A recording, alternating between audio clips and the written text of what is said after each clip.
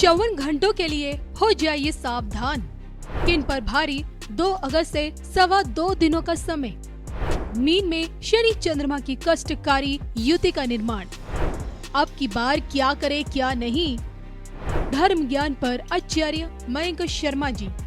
नमस्कार, धर्म ज्ञान के दर्शकों का स्वागत है। कविता राणा लेकर हाजिर हूँ ग्रहचाल और बताने के लिए हमेशा की तरह मेरे साथ मौजूद है आचार्य मयंक शर्मा जी। मयंक जी, स्वागत है आपका। धन्यवाद कविता जी। धर्म ज्ञान के सभी दर्शकों को सादर नमस्कार।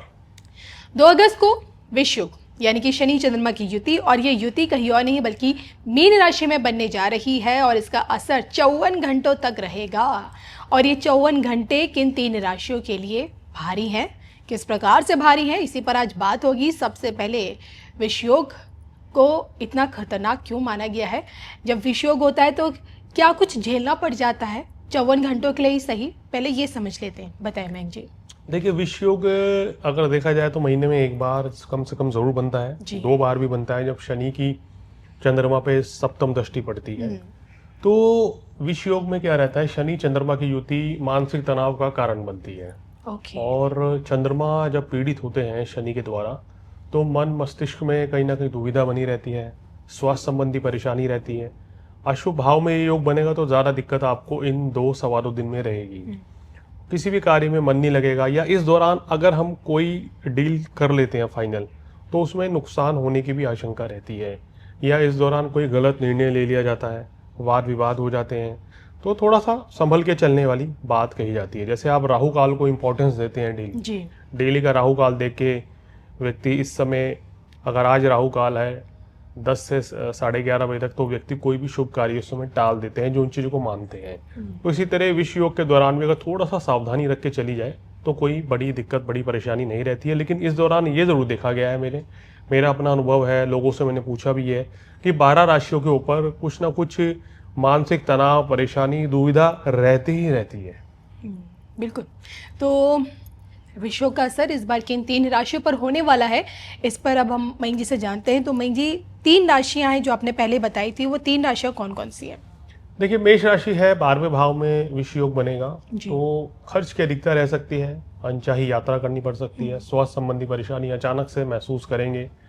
तो अब देखिए 2 तारीख की ये शाम से हो रहा है, तो इसका असर जो है आपको मिडनाइट तक देखने को मिलेगा। अगले दिन पूरी तरीके से प्रभावी रहेगा।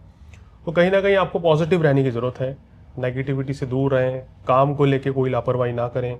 इस दौरान कोई बड़ी डील करना चाह रहे हैं तो सोच समझ के निर्णय लें। 1-2 दिन के लिए टाल देंगे तो आपके लिए बेहतर रहेगा। बिल्कुल। और इसके अलावा दूसरे नंबर पर आप किस राशि को देख रहे हैं? दूसरे नंबर पर है सिंह राशि, जिनके अष्टम भाव में चंद्रमा रहेंगे और वहाँ शनि भी हैं। तो यहाँ स्वास्थ्य संबंधी परेशानी थोड़ा सा परेशान आपको ज़्यादा कर सकती है। इन 2-2.25 दिनों में मन किसी कार्य में नहीं लगेगा और किसी तरह की मानसिक पीड़ा भी रह सकती है, अनिद्रा की समस्या भी इस दौरान कभी कभी कुछ लोगों को हो जाती है। अगर आपकी कुंडली में विश्व योग है तो आपको थोड़ी सी ज़्यादा दिक्कत इस दौरान महसूस होएगी। तो कोई भी निर्णय सोच समझ के लें, विवादों से अपने आप को दूर रखें, परिवारजन के साथ, मित्रों के साथ, अपने स्पाउस के साथ, या ऑफिस में भी थोड़ा सा जो है एटमॉस्फेयर पॉजिटिव रखने की कोशिश करें। क्रोध की अधिकता से बचें, ये इस चीज़ का ध्यान रखना है। कहीं पैसा लगाना है तो सोच समझ के निर्णय लेके ही वहाँ पर आप फंड्स लगाएं। जल्दबाजी में कोई निर्णय इस समय नहीं करना चाहिए। बिल्कुल। यानी कि मेष और आपकी सिंह राशि। और तीसरे नंबर पर आती है तुला राशि। तुला राशि वालों को इस 2-2.25 दिनों में रोग, ऋण, शत्रु की कुछ परेशानी रह सकती है, मन बेचैन रह सकता है, खर्च की अधिकता रह सकती है।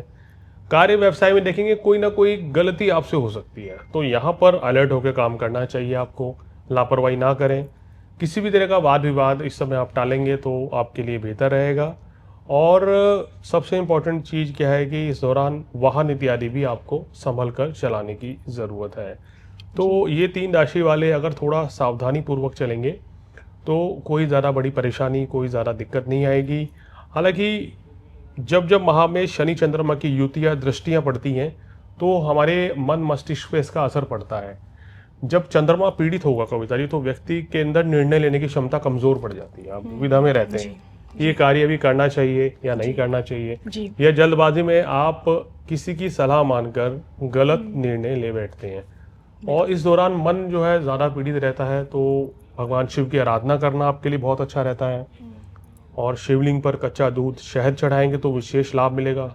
श्रावण मास भी चल रहा है, इस दौरान भोलेनाथ को प्रसन्न करें, या जिनकी कुंडली में विष योग है या राहु चंद्रमा की युति है तो वो लोग ज़रूर भगवान शिव की आराधना करें। शिवलिंग पर कच्चा दूध, बेलपत्र, धतूरा और काले तिल ज़रूर चढ़ाएं, शहद ज़रूर चढ़ाएं, जिससे कि आपको मेंटल जो प्रॉब्लम चल रही है या मानसिक अशांति है या किसी भी तरह की चिंता, बेचैनी, घबराहट होती है तो वो आपकी दूर हो जाएगी। बिल्कुल। तो मतलब ये वो 3 पर्टिकुलर राशियां हैं जिनके लिए 54 घंटे थोड़े से भारी रहेंगे, क्योंकि विष योग मीन राशि में बन रहा है तो उसका एक नकारात्मक प्रभाव इन लोगों को झेलना पड़ सकता है। इसके उलट कुछ ऐसी भी राशियां हैं जिनको इस योग के चलते बड़ा अच्छा लाभ भी हो सकता है, तो थोड़ा सा वो भी जिक्र कर देते हैं कि वो राशियां हैं, जैसे वृषभ राशि वालों के लाभ स्थान में पड़ेगा तो लाभ अच्छा मिल जाएगा व्यापार में। इस समय पे संतान की तरफ से शुभ समाचार की प्राप्ति होगी। मन जरूर विचलित रहेगा, मन काम में नहीं लगेगा, लेकिन जो भी कार्य करेंगे उसमें आपको सफलता मिल जाएगी। इसी तरह से मिथुन राशि वालों के लिए भी कार्य क्षेत्र के लिए अच्छा है। अगर कार्य क्षेत्र में पूरा मन लगा के काम करते हैं तो कोई बड़ी अचीवमेंट आपको मिल सकती है। अगर बात करें तो कर्क राशि वालों के लिए सामान्य रहेगा और कन्या राशि वालों को अच्छा लाभ इस दौरान मिल सकता है, खासकर आपके बिजनेस में। और अगर आप कला के क्षेत्र में है, धर्म के क्षेत्र में कोई कार्य करते हैं तो इन 2 दिनों में अच्छी शुभ समाचार की प्राप्ति होगी। वृश्चिक राशि वालों के लिए संतान पक्ष के लिए अच्छा रहेगा, संबंधों के लिए अच्छा, व्यापार में अच्छा लाभ है। धनु राशि वालों थोड़ा मानसिक चिंता से पीड़ित रहेंगे, मन बेचैन रहेगा, लेकिन काम कारोबार में आपको अच्छा ये योग बना देगा कि काम कारोबार ठीक चलेगा, सब चीजें अच्छी रहेंगी। मकर राशि वालों के लिए यात्रा का योग बनेगा, इस दौरान अचानक से यात्रा से लाभ ले सकते हैं। कुंभ राशि वालों थोड़ा वाणी पर संयम रखना होगा। धन का लेन देन का मामला सोच समझ के आपको इस दौरान करना चाहिए, अन्यथा तो आपकी परेशानी बढ़ सकती है।